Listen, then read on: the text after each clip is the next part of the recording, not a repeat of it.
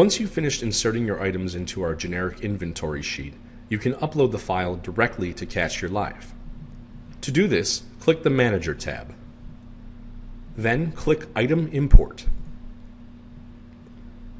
Select Configure Supplier Import and uncheck Primary Supplier if you are importing items from a supplier other than your main supplier.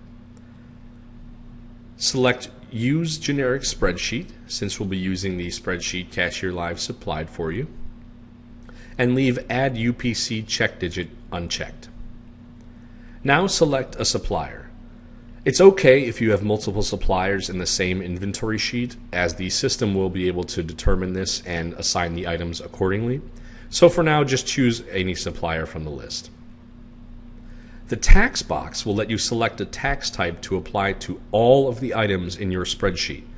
That means if you have items that are non-taxable or have a different tax amount than the default sales tax, you'll want to go back to your inventory list and move those items to a separate list.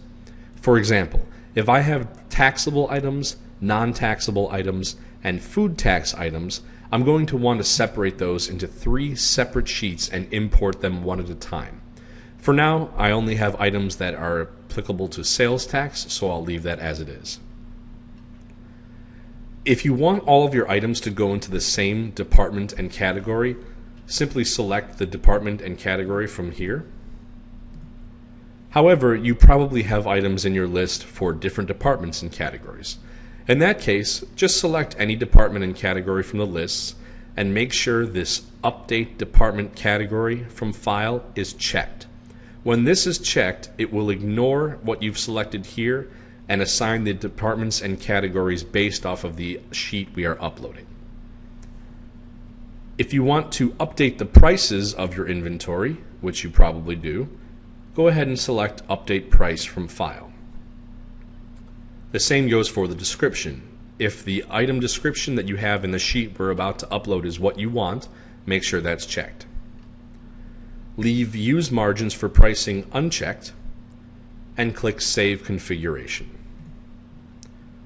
So now we have a note that the configuration was saved. Now click here to return to the import page.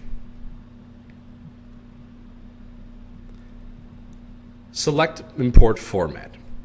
Again, this really doesn't matter at this point since we have several suppliers in our list, but we'll just select the miscellaneous one for now.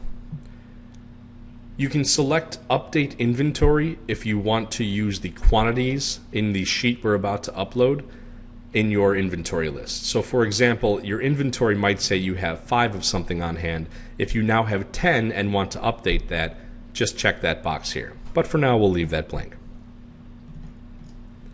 So click Browse and navigate to the file that you had saved before.